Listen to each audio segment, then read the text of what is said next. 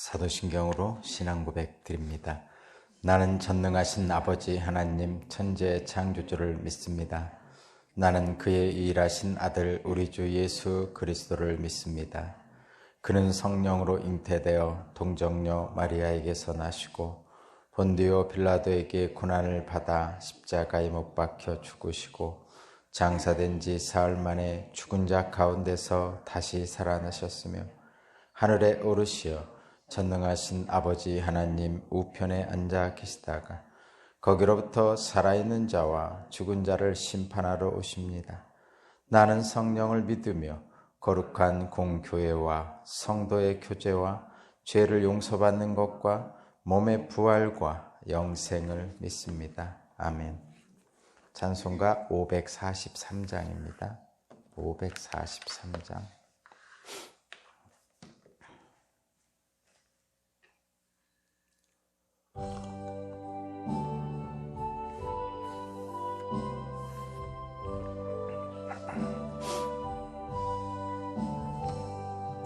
어려운 일 당할 때 나의 믿음 적으나 의지하는 내 주를 더욱 의지합니다.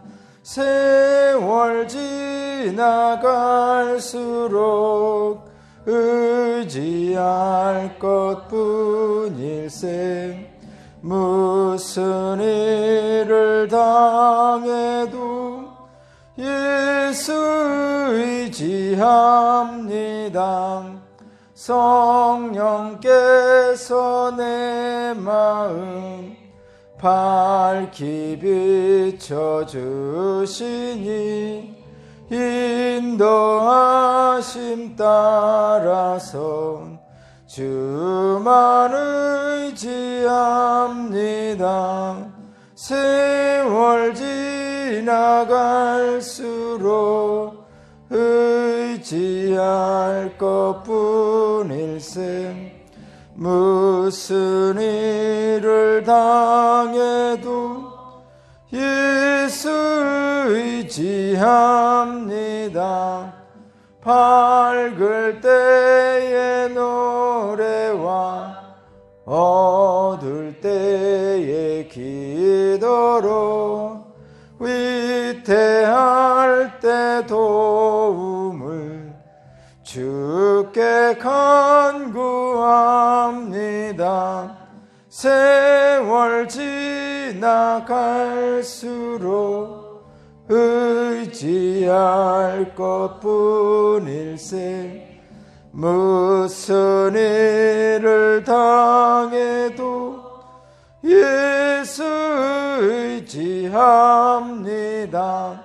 생명 있을 동안에 예수 의지합니다. 천국 올라가도록 의지할 것뿐일세. 세월 지나갈수록 의지할 것뿐일세. 무슨 일을 당해도 예수 의지합니다. 아멘.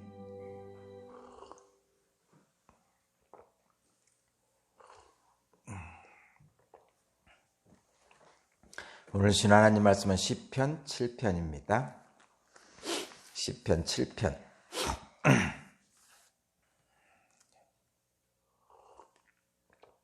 시편 7편 1절로 17절까지 말씀을 제가 봉독합니다. 주 나의 하나님, 내가 주님께 피합니다. 나를 뒤쫓는 모든 사람에게서 나를 구원하여 주시고 건져 주십시오. 그들이 사자처럼 나를 찢어 발기어도 나의 목숨 건져줄 사람이 없을까 두렵습니다. 주 나의 하나님, 내가 만일 이런 일을 저질렀다면 벌을 내려주십시오. 내가 손으로 폭력을 행하였거나 친구의 우정을 악으로 갚았거나 나의 대적이라고 하여 까닭없이 그를 약탈했다면 원수들이 나를 뒤쫓아와서 내 목숨을 덮쳐서 땅에 짓밟고 내 명예를 짓밟아도 나는 좋습니다. 주님, 진노하며 일어나시고 내 대적들의 기세를 꺾어주십시오. 하나님, 깨어나셔서 판결을 내려주십시오. 문민족들을 주님 앞으로 모으시고 주님께서는 그 높은 법정으로 돌아오십시오. 주님께서는 백성들을 판단하시는 분이시니 내 의와 내 성실함을 따라 나를 변호해 주십시오.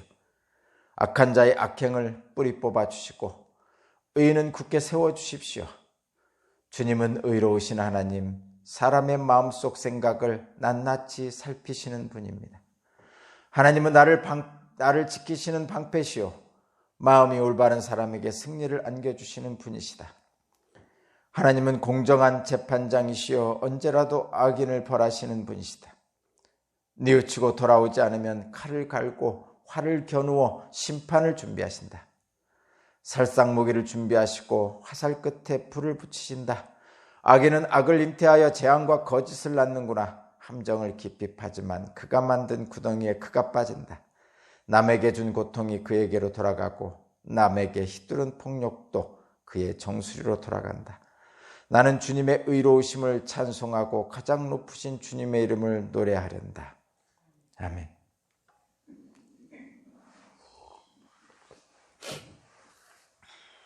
오늘 말씀의 제목은 주님 나를 구하소서라는 말씀의 제목입니다.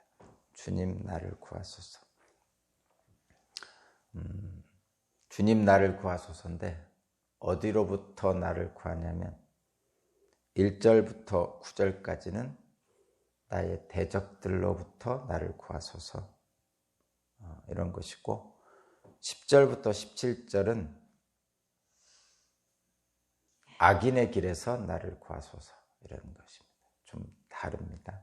1절부터 9절까지는 자신의 억울함을 하나님의 의로우심으로 풀어달라는 탄원이시고 10절부터 17절은 하나님의 의로우심을 찬양하는 거예요.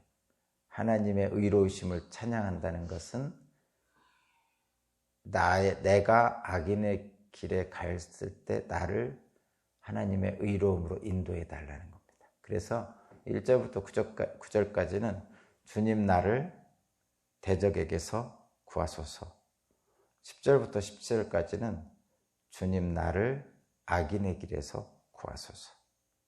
이 두 가지 내용입니다. 근데 참 나는 정말 다윗이 대단한 사람인 게 정말 그 시편을 읽으면 읽을수록 다윗에 대한 깊은 이해를 하면 할수록 정말 다윗은 대단한 사람입니다. 왕이어서가 아니고 하나님에 대한 신실함 그리고 하나님의 말씀대로 살려고 하고 끝까지 하나님을 붙들고 놓지 않는 그 다윗의 그 신실함, 그것에 아주 놀랍고 탐복하고 감동스럽고 그렇습니다.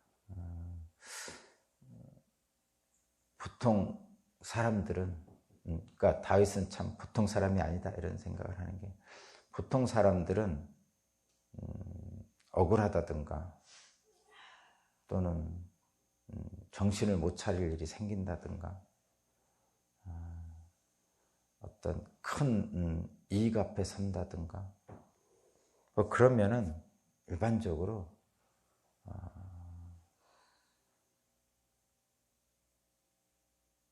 정신을 못 차려서 악인의 길을 갑니다. 그런데 다윗은 안 그렇죠.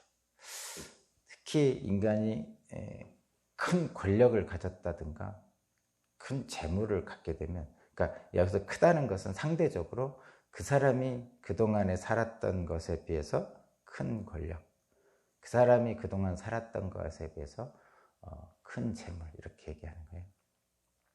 갖게 되면 옛날을 잊어버리고 힘을 쓰고 싶어 합니다. 그것은 모든 인간의 근원이에요. 힘을 쓰고 싶다는 것은 폼내고 싶은 거죠. 소위 말해서. 내가 이런 사람이 하고 싶은 것이 인간의 기본적인 속성이거든요. 또 뭐 한편으로 보면 뭐 그게 뭐 잘못이냐 뭐 이렇게 생각할 수도 있는 것이죠. 좀 그렇게 해서 좀 누리면 어떠냐 뭐 이렇게 생각할 수 있는 거죠. 그런데 예전에 비해서 큰 권력, 큰 재물을 갖게 되면 폼 잡고 싶다는 얘기는 상대방이 늘 있는 거죠. 스스로 폼 잡는 것은 괜찮아요. 그러니까 그것을 잘 누리는 사람은 괜찮아요. 예전에 비해서 권력이 없던 사람이 권력을 좀 가지고 누린다든가 재물을 가지고 누리는 건 상관없는데 그 누리는 과정에서 본인은 누린다고 하는데 늘 폼 잡고 싶은 것은 상대방이 있다는 뜻이잖아요. 상대방이 있어야 폼을 잡는 거거든요. 그 상대방에게 피해를 주는 거죠. 그래야만이 폼을 잡을 수 있거든요. 그렇게 하고 싶은 게 인간이에요. 그러니까 무인도에 있으면 폼 잡을 일이 없죠. 나 혼자 있으면. 상대방이 있기 때문에 폼 잡으려고 그러는 거죠. 그런데 다윗은 그렇지 않다는 거죠. 물론 다윗도 그런 폼 잡는 일을 했죠. 밧세바를 차지하기 위해서 자기 부하장수인 우리아를 죽음으로 내몰았죠. 그런 일들이 있죠. 그런데 또 바로 다윗은 나단 선지자의 책망을 듣고 바로 회개를 하죠. 그러니까 큰 권력을 잡은 자나 큰 재물을 가진 자는 그런 경우에 나단 선지자를 죽여버리죠. 그것이 인간의 기본적인 자기 죄를 덮으려는 악인의 길 중에 하나인데 다윗은 그러지 않았다는 거죠. 그것이 다윗의 훌륭함이거든요. 참 오늘 시편도 읽어보면 지금 베냐민 사람 구시가 이제 다윗에 대한 험담을 한 것 같아요. 그래서 억울함을 토로하는 그런 내용인데 처음에는 자신의 억울함을 토로하고 탄원해 줄 것을 하나님께 기도합니다. 1절부터 9절까지가 그거예요. 그건 누구나 할 수 있는 거예요. 이건 할 수 있다니까요. 제가 그러니까 하나님께 내 억울함을 탄원하는 것은 그것이 옳고 그름과 상관없이 사실은 옳고 그름과 상관없이 내가 그냥 스스로 억울하다고 생각하면 할 수 있다니까요. 그거는 하나님을 믿는 특권이 있는 사람들은 다 그래요. 그것이 실제로 옳고 그러지 않을 그런 것과 상관없이 내 스스로가 억울하다고 느끼면 그냥 하나님께 탄원을 할 수 있는 거예요. 기도할 수 있는 거예요. 실제는 안 억울했지라도 실제는 공정해. 그래도 나는 억울하다고 생각할 수 있잖아요. 그럴 때조차도 하나님께 기도할 수 있는 거예요. 억울하다고. 그게 하나님의 자녀된 자의 특권이잖아요. 자녀는 부모님에게 아무리 저 밖에서 친구들과 놀 때 공정하다고 해도 엄마한테 투정 부릴 수 있는 거거든요. 그래서 할 수 있다니까요. 그래서 그거 하세요. 그걸 안 하는 게 오히려 엄마하고 사이가 안 좋은 거죠. 부모하고. 그러니까 밖에서 뭔가 내 마음에 안 드는 일이 있었을 때 엄마한테 막 투정 부리고 이런 일이 있었다고 막 얘기할 수 있는 것이 오히려 부모와 자식 간의 관계가 좋은 거예요. 만약에 하나님에게 그런 투정을 부리지 못한다면 하나님과의 관계가 안 좋은 거죠. 그래서 실제로는 불공정하지 않았지만 내가 느끼길 때는 불공정했어. 억울해. 그러면 하나님께 기도할 수 있는 거죠. 그리고 기도해야 됩니다. 다윗은 지금 실제로는 불공정했겠죠. 다윗은. 그렇지만 어쨌든 그래서 기도를 합니다. 탄원하죠. 근데 10절에서 나머지 17절을 보면 여기서는 하나님의 공의로우심을 찬양하고 있는 거예요. 9절까지는 자신의 억울함을 풀어달라고 신원해달라고 기도하고 있고 10절부터는 하나님의 공의로우심을 찬양하고 있는 거죠. 이 자신의 그 억울함을 풀어달라고 하는 이 기도와 더불어서 하나님의 공의로우심을 찬양하는 이 10절에서 17절의 이 부분이 다윗의 위대함의 증거입니다. 보통 사람들은 그냥 자신의 억울함만 풀어달라고 막 한탄하는 경우가 그러고 끝나는 경우가 대부분이죠. 대부분입니다. 우리들의 기도도 대부분 그렇지 않나요? 내가 원하는 걸, 내 억울함을 풀어달라고 한다든가 나에게 그 은혜를 베풀어 달라든가 그러고 끝나는 게 일반적입니다. 근데 다윗은 하나님의 위대하심을 찬양하죠. 공정한 재판관이신 하나님의 위대하심을 찬양하죠. 그러면서 자신을 하나님의 공의로우심으로 덮어달라고 지금 찬양하는 이유가 그죠. 하나님의 공의로우심을 찬양한다는 것은 하나님의 공의로우심으로 나를 이끌어 주십시오. 뭐 이런 거잖아요. 찬양이란 건 그런 거죠. 누군가를 칭찬한다. 그러면 그 칭찬하는 것이 나도 그쪽으로 가고 싶은 거죠. 그죠? 하나님의 공의로우심을 칭찬한다는, 찬양한다는 건 나도 하나님의 공의로우심 안에 들어가고 싶은 거죠. 그래서 악인의 길에서 나를 구해 주십시오 하는 것과 같은 뜻이라 이런 얘기. 하나님의 공의로우심에 나를 이끌어 주십시오. 이 뜻이거든요. 하나님의 공의로우심을 찬양한다는 것은 나도 하나님의 공의로우심 안으로 이끌어 주십시오. 이런 뜻이거든요. 그래서 내가 혹시 악인의 길로 가고 있으면 나를 하나님의 공의로우심으로 구해 주십시오. 이게 이제 10절에서 17절까지의 내용이다. 이런 얘기. 그러니까 다윗이 위대한 것은 바로 이것이죠. 다른 사람들이 하지 못하는 부분이다. 이런 얘기입니다. 그래서 다윗은 지금까지도 가장 하나님의 마음에 합한 사람으로서 구약성경 내에서도 손꼽히는 사람이 되지 않았는가 그런 생각이 듭니다. 어쨌든 오늘 본문의 제목은 주님 나를 구하소서인데 어디에서부터 나를 구하느냐? 대적에게서 나를 구하는 것, 그리고 악인의 길에서 나를 구하는 것, 이 두 가지입니다. 먼저 대적에게서 나를 구하소서라는 말씀은 지금 아마도 이 굿이라는 사람이 사회적으로 다윗의 그 명망과 인격에 손상될 수 있는 거짓 모함을 했던 것 같아요. 네, 그쪽을 찾아보지 않아서 몰랐는데 하여튼 그런 것 같습니다. 그러니까 이 시인은 자신의 억울함, 무고함을 지금 주장하고 있는 거예요. 누구한테? 하나님께. 자신의 무고함, 자신의 억울함을 주장하고 있습니다. 그래서 어떻게 하냐면 자신의 억울함과 무고함을 주장한다는 얘기는 뭐냐면 하나님이 개입해 주십시오 이거죠. 우리들이 기도할 때도 그런 거 아니에요. 나의 억울함, 나의 무고함을 하나님이 좀 풀어주십시오. 이렇게 기도하잖아요. 우리. 저도 그렇게 기도하거든요. 다윗도 지금 그렇게 기도하고 있는 거예요. 자신의 억울함, 자신의 무고함을 하나님이 좀 개입하셔서 좀 풀어주세요. 이렇게 얘기하죠. 하나님은 공의로우신 분이기 때문에 정의를 세워서 억울함을 풀어주시는 분입니다. 실제로.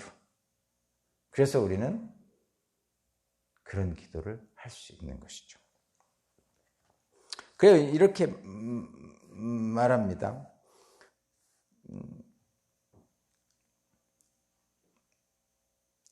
8절의 마지막 주님께서는 백성들을 판단하신 분이 내 의와 내 성실함을 따라 나를 변호해 주십시오.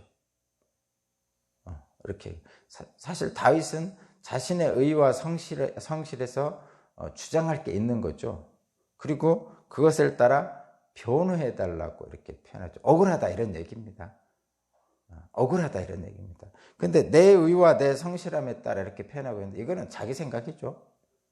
다 다윗도 자기가 의롭고 자기가 성실하다는 얘기를 하는 거예요. 그러니까 억울하다는 얘기입니다. 그런데 변호해 달라는 얘기는 내 억울함을 풀어야 달라는 얘기죠. 내 의와 내 성실, 이 부분은 좀 잘 분석해 볼 필요가 있습니다. 이게 뭐냐면 하나님 보시기에는 내 의와 내 성실은 없죠. 당연히 우리는 죄인이잖아요. 내 의와 내 성실은. 근데 인간적으로 보면 저 사람보다는 내가 의롭고 저 사람보다는 내가 성실할 수 있죠. 그래서 사람들끼리는 내 의와 내 성실을 판단할 수 있어요. 근데 하나님 앞에서는 내 의와 내 성실을 주장할 수 없죠. 이 두 가지가 늘 우리 앞에 있습니다. 그래서 그 두 가지 사이를 잘 균형을 잡아야 돼요. 저와 여러분들은. 내 의와 내 성실. 어쨌든 잘 균형을 잡아야 됩니다.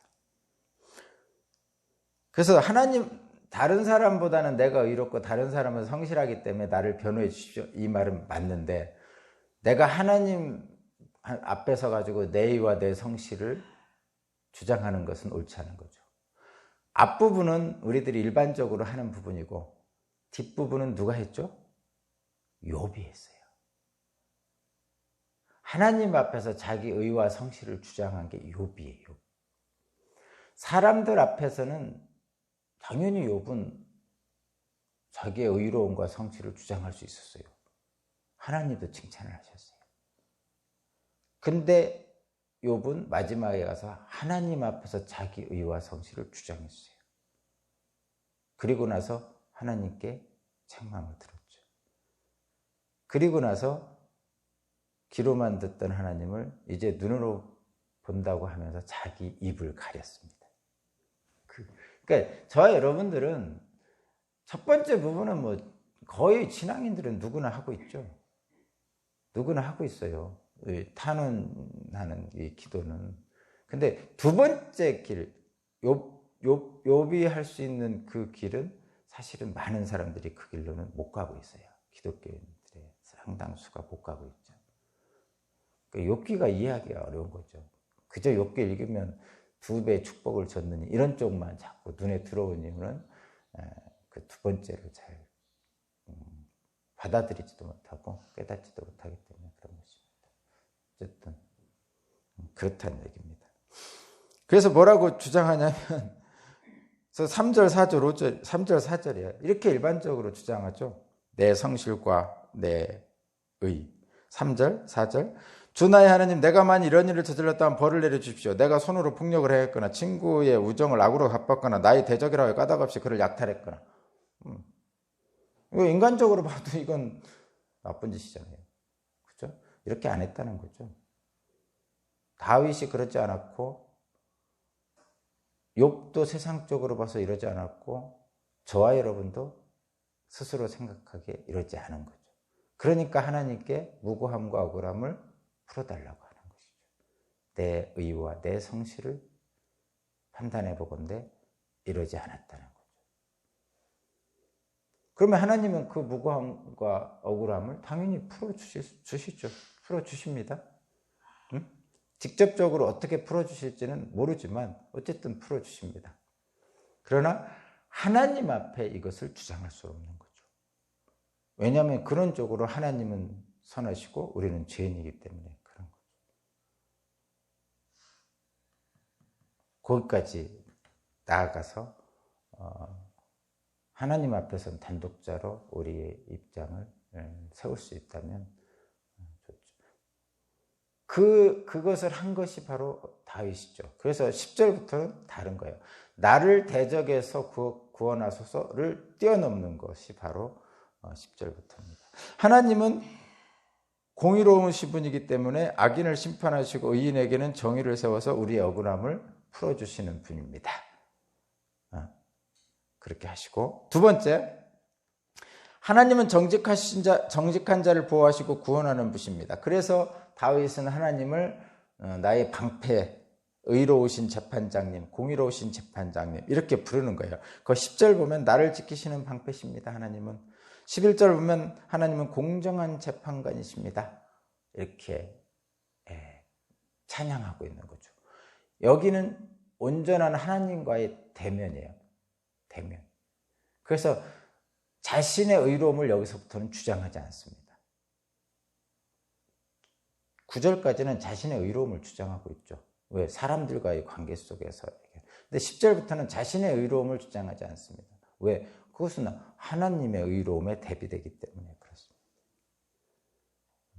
그러면서 뭐를 하냐면 11절 보세요. 11절. 이 굉장히 중요한데 11절. 하나님은 공정한 재판관이시오 언제라도 악인을 벌하시는 분입니다. 12절. 뉘우치고 돌아오지 않으면 칼을 갈고 활을 겨누어 심판을 준비하신다. 이게 언뜻 들으면 굉장히 간단해 보이지만 이 부분이 사실 오늘 말씀의 핵심입니다. 그 앞부분은 대적들로부터 나를 지켜주는 거고 이 뒷부분은 악인의 길에서 나를 지켜주신다는 거죠. 악인의 길이라는 것은 시편 1편에 보면 그렇게 되어 있잖아요. 복 있는 사람은 악인의 꾀를 따르지 아니하고 죄인의 길에 서지 아니하고 오만한 자의 자리에 앉지 않는다. 여기에서 말하는 악인의 꾀, 죄인의 길, 오만한 자의 자리, 여기서 나를 구해 주십시오 이 얘기거든요. 지금 이 말이. 근데 어떻게 구해 주실 것이냐? 그러니까 하나님 앞에 우리는 다 죄인이고 악인이고 오만한 자예요. 그러니까 우리를 하나님께서 그 죄인과 악인과 오만한 자의 길에서 나를 지켜주십시오. 구해주십시오. 이렇게 표현하는 거죠. 근데 그것을 보통 우리는 그게 무슨 말인지를 잘 모릅니다. 그냥 겉으로 보면, 악인의 길, 죄인의 길, 오만한 자의 자리, 이거 안 좋은 거네. 이건 알아요. 우리가 감정적으로는. 근데 실제로는 구체적으로 내가 어떻게 그 길을 가고 있고 그 자리에 앉고 있고 악인의 꾀를 어떻게 행하고 있고 이런 걸 잘 우리는 스스로를 보지 못하죠. 근데 간단해요. 단순해요. 이런 거예요. 우리는 이미 악인이고 죄인이고 오만한 자예요. 그런 전제 속에 생각하면 이렇게 되면 됩니다. 회개하라 하잖아요. 그 세례 요한도 그렇고 예수님도 그렇고 회개하라. 천국이 가까이 왔다 이거죠. 그러니까 회개하라가 먼저 나오는 이유는 예수님도 그렇고 세례 요한도 그게 나오는 이유 이미 죄인이고 악인이고 오만한 자라 이런 뜻입니다. 그래서 여기 이게 뉘우치고 돌아오지 않으면 이게 회개하지 않으면이에요. 같은 얘기예요. 회개하지 않으면 뉘우치고 돌아오지 않으면 회개하지 않으면이라는 뜻입니다. 회개하지 않으면 하나님의 심판을 명한다 이런. 그러니까 예수님이 말씀하신 회개하라. 하나님 나라 가까이 왔다. 세례 요한이 얘기하는 회개하라. 이거하고 같은 말이에요. 근데 그 전제는 뭐냐면 회개하라고 얘기하신 예수님이 얘기하시고 세례 요한이 얘기한 전제가 뭐냐면 너희는 악인이고 너희는 죄인이고 너희는 오만한 자의 자리에 지금 있다. 이런 것을 전제로 하는 거죠. 그래서 기독교인의 그 입문할 때 진짜 기독교인이 됐느냐 안 됐느냐는 내가 죄인이라는 걸 인정하느냐 안 하느냐부터 시작되는 거예요. 나는 어쩔 수 없는 죄인이구나 라고 인정하는 순간 드디어 하나님의 은혜 안으로 들어가기 시작하는 거죠. 그 전에는 사실은 제대로 된 신앙이 시작되지도 않은 거죠. 그냥 제가 늘 얘기하듯이 무당에 가서 복채 주고 복 받으려고 하는 거나 똑같은 거예요. 그냥 단순하게 보면 그 무속신앙이나 똑같은 거예요. 그걸 뭐라고 하냐면 샤머니즘이라고 그러죠. 샤머니즘. 그러니까 성황당에 이렇게 지나가다가 돌 하나 올려놓고 기도하는 거하고 똑같은 거죠. 그것을 소위 말해서 미신이라고 하는데 무속신앙, 그러니까 샤머니즘, 그러니까 고대 그 사람들이 살 때 자신들의 그 안위를 위해서 알 수 없는 신에게 제사 지내는 그런 것입니다. 그리스에서도 그런 게 있었죠. 그리스에도 신전이 잔뜩 있지만 알 수 없는 신에게라는 신전도 있어요. 그런 것처럼 인간은 삶에 고달프기 때문에 뭔진 모르지만 알 수 없는 신에게라도 도움을 요청하고 싶은 공고함이 있는 거예요. 인간의 마음속에는. 근데 기독교도 똑같이 그런 그 지나가는 성황당에서 돌을 얻는 것 같은 신앙으로 사실은 시작합니다. 모든 사람들이. 저도 그랬어요. 저도 삶이 공고하니까 하나님을 찾았어요. 어떻게 해서라도 하나님, 뭐 어떤 신이든 간에 하나님 아니고라도 다른 무엇으로라도 도움을 요청하고 싶은 거예요. 왜냐면 살고 싶으니까. 공부하면서 벗어나고 싶으니까. 그래서 성황당 갈 때도 저도 돌도 올려놨고요. 어디 가면 뭐 하면 다 그런 거 하나씩 하고 그랬어요. 저도. 말도 안 되죠? 지금 생각하면 말도 안 됩니다. 목사가 돼가지고. 그런데 그러다가 하나님이 저를 이끄셨죠. 이끄시고 나서 이제는 성황당 신앙에서 벗어나긴 했죠, 제가. 그 벗어난 근원은 그거예요. 나는 죄인이구나. 그것을 이제 깨닫기 시작한 거죠. 그러면서 하나님의 은혜가 얼마나 감사한지를 아는 거예요. 그래서 그냥 그 삶의 주변에 있는 모든 것이 다 하나님의 은혜구나. 이걸 깨달으면 깨닫는 거죠. 그래서 감사가 저절로 나올 수밖에 없는 것이죠. 그래서 내 옆에 있는 사람이 너무 고마운 거죠. 내 아내, 내 자식, 우리 교인들, 주변에서 만나는 사람들, 길거리 가다가 스치는 사람조차도. 그래서 감사가 안 나올 수가 없는 거예요. 모든 일이 다 감사한 거죠. 그런 거죠. 내가 무인도에 살면 내 옆에 있는 사람들하고 만나지 못할 거 아니에요. 그럼 내가 무인도에 사는 것보다 하여튼 주변에서 나와 다투지만 내 옆에 있는 사람이 감사한 거죠. 다툴 수 있음에 감사한 거예요. 내가 무인도에 산다고 생각하면 다툴 수 있음에 감사한 거예요. 그래서 이웃과도 한편으로는. 근데 뭐 현실은 그런 생각 안 하는 거죠. 제가 이 얘기를 자꾸 하는 이유는 이 회개하지 않으면, 뉘우치고 돌아오지 않으면이라는 개념을 저와 여러분들이 이해를 해야 돼요. 하나님은 공의로우신 재판장입니다. 공의로우신 재판장이라는 것은 회개하지 않는 악인에게 심판을 내리신다는 거예요. 근데 그 심판이 한번 읽어볼게요. 14, 16절, 13절 살상무기를 준비하시고 화살에 불을 붙이시고 14절, 15절, 16절, 이게 악인의 결과입니다. 악인의 결과. 회개하지 않으면 이런 결과가 온다는 얘기예요. 14, 15, 16. 회개하지 않는 자. 악인은 악을 잉태하여 재앙과 거짓을 낳고 함정을 깊이 파지만 그가 만든 구덩이에 빠지고 남에게 준 고통이 그에게로 돌아가고 남에게 휘두른 폭력도 그의 정수리로 돌아간다. 14, 15, 16은 악인이기 때문에 스스로 악의 구렁텅이로 빠져 죽을 수밖에 없다는 거예요. 그래서 제가 이 땅에 사는 모든 인간은 기울어진 운동장에 있다고 제가 말씀드렸어요. 이 기울어진 운동장이 뭐냐면 이 기울어진 거예요. 그러니까 이렇게 구멍이 이렇게 파는데 이렇게 깔때기 같은 거예요. 깔때기 이렇게 돼 있잖아요. 근데 이 깔때기 여기에 서 있는 거예요. 우리가 여기 이 세상이.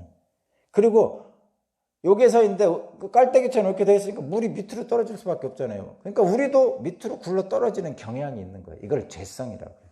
떨어지는 경향. 근데 예수님은 뭐 어떻게 하냐? 우리를 올려주셔서 기울어진 운동장이 아니라 평평한 하나님 나라로 만드시려는 거죠. 그래서 스스로 서 있을 수 있게 만드는 거죠. 근데 기울어진 운동장, 이거에서는, 깔때기에서는 스스로 서 있을 수가 없어요. 나는 똑바로 서 있는데 이미 땅 자체가 기울어져 있는 거예요. 그러니까 인간은 이미 죄성을 가지고 있어서 밑으로 굴러 떨어지려고 그런단 말이에요. 이게 사탄이 늘 그런 기울어진 운동장을 만들어 놓은 거죠. 하나님이 창조한 아름다운 세상을 타락한 인간들이 이 세상에서 기울어진 운동장 속에서 나는 착하고 살고 싶은데 세상이 나를 가만히 두지 않는 거죠. 나무는 고요하고 싶은데 바람이 나를 가만두지 않는 거하고 똑같아요. 그래서 우리는 어떻게 해야 되냐? 이 기울어진 운동장에서 바람이 아무리 불어도 세상이 나를 가만두지 않아도 나는 주님을 붙들고 사는 거죠. 그랬을 때 하나님은 나를 의롭다고 인정해 주시는 거예요. 그러니까 뭐냐면 이거 계속 주님을 붙잡고 있느냐 안 붙잡고 있느냐가 의롭냐 의롭지 않으냐지 실제로 내가 죄인이 아니라서 의롭게 되는 것이 아닌 거예요. 그냥 나는 그냥 죄인인데 하나님을 붙잡고 있는 자체로 하나님은 나를 의롭다고 여겨줘요. 그래서 의의 옷을 덧입었다 이렇게 그래요. 그리스도 예수의 옷을 입은 자 이렇게 표현하잖아요. 우리가 진짜 의로워서 의롭다 하는 게 아니라 그냥 우리를 의롭다고 여겨주시는 거예요. 그것이 구원받은 저예요, 여러분. 근데 그것을 잘 이해가 안 되잖아요. 그러니까, 그래서 이렇게 이해를 합니다. 이렇게 이해를 합니다. 어떻게 이해하냐면, 자, 여러분, 이게 잘 들어보세요. 하나님은 진노하신다고 그랬잖아요. 하나님이 심판하시고 진노하시고. 그러니까 심판은 하나님이 진노의 이유 때문에 심판하시는 거잖아요. 하나님이 진노하신다고 그러잖아요. 근데 진노하시기 때문에 그 진노의 이유 때문에 하나님이 심판하시는 거예요. 그러니까 심판의 이유는 뭐냐? 하나님의 진노의 이유는 뭐냐? 우리가 죄인이기 때문에 진노하시는 게 아니에요. 이건 굉장히 사람들 착각하는 거예요. 이미 우리는 죄인이에요. 그러면 하나님의 진노에 우리는 살아남을 수가 없어요. 본질적으로. 그래서 심판을 면할 사람은 없어요. 그래서 하나님이 심판하는 이유, 하나님이 진노하시는 이유는 우리가 죄인이라서 그런 게 아니에요. 하나님이 심판하시는 이유는 우리가 회개하지 않기 때문이죠. 그래서 예수님도 회개하라라고 하는 거예요. 회개하라. 너희가 이 진노의 자식들아, 너희가 하나님의 심판을 어떻게 면할 수 있겠느냐. 이렇게 표현하는 거예요. 그 세례요한 얘기할 때. 하나님이 진노하시고 심판하는 이유는 우리가 죄를 지어서가 아니고 회개하지 않기 때문이죠. 지옥은 누가 가는 거냐? 당연히 죄인이 가는 거죠. 근데 우리가 죄인이기 때문에 지옥 가는 게 아니라 죄인임에도 불구하고 회개하지 않기 때문에 가는 곳이 지옥이라는 거죠. 성경의 전체적인 내용은 그런 것입니다. 그래서 하나님께서는 그러면 이 죄인인 인간에게 어떻게 할 수 있는 회개의 길을 열어주셨죠. 누구를 통해서? 예수님의 십자가의 보혈로 회개의 길을 열어주신 거죠. 쉽게 회개할 수 있도록 열어주신 거죠. 그래서 우리가 그 회개의 길, 의의 길을 열어주신 예수 그리스도를 믿으면 하나님께서 의의 면류관을 씌워주신다고 그랬죠. 그리스도의 의의 옷을 입혀주신다. 여기서 저와 여러분들이, 지금 말은 여러분이 어디에서든 들었을 수도 있어요. 근데 현실에서 어떤 게 도대체 회개하는 거고 어떤 게 회개하지 않는 건지 여러분에게 하나 해드릴게요. 여기 하나 있어서 읽어드릴게요. 예수님을 믿는 한 청년이 입대해 휴전선 철책 근무 부대로 갔습니다.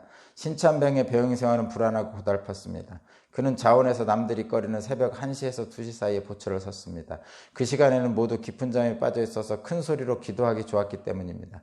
어느 날 그 부대의 중대장이 이 신천병에게 일주일 특별 휴가를 주었습니다. 이것은 참으로 보기 드문 일이었습니다. 휴가를 마치고 기대 신고를 하는 그에게 중대장이 물었습니다. 그래, 너희 아버지는 괜찮으시냐?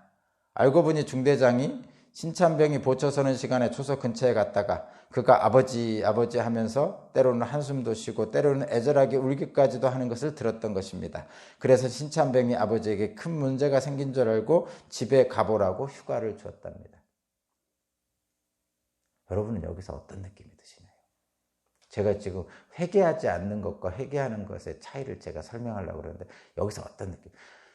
그러니까 이 신천병은 의도하지 않았지만 그냥 새벽 1~2시에 그냥 아버지 하면서 자신의 그 병영 생활이 고달퍼서 하나님께 기도했을 뿐이에요. 근데 의도치 않게 휴가를 받았어요. 위로받은 거죠. 여기에서 제가 이것을 왜 얘기할까요? 우리들의 대부분은 여기서 머물러 있어요. 이게 뭐냐면 이게 우리들이 일반적으로 하는 간증이에요. 간증. 여러분 간증이 다 이 도식에 딱 맞아요. 하나님을 믿으면 자다가도 떡이 나와. 이런 거죠. 이게 지금 자다가도 떡이 나온 거죠. 일주일 휴가. 힘들고 어려운 일이 일주일 휴가로 보상받는 거죠. 이게 소위 말해서 값싼 은혜입니다. 이 값싼 은혜라는 것은 비싼 은혜도 있다는 뜻이잖아요. 비싼 은혜도 있다는 거잖아요. 값싼 은혜라는 것은. 근데 값싼 은혜는 생활의 유익이고요. 비싼 은혜는 삶의 변화예요. 삶의 변화는 회개죠, 회개. 네? 값싼 은혜는 그냥 생활의 유익을 얻는 거예요. 이건 잠깐 유익을 얻고, 근데 다시 군대에 들어가잖아요. 신분의 변화가 없단 말이에요. 그냥 이런 거예요. 신분의 변화가 없잖아요, 지금. 근데 삶의 변화, 회개는 신분의 변화가 있는 거죠. 누구로? 하나님의 자녀로 바뀌는 거거든요. 그래서 이런 값싼 은혜가 또 있을 필요가 없어요. 신분이 변화되면. 생활의 유익이 또 올 필요가 없다는 얘기예요. 이미 신분이 변화돼서 그 얘가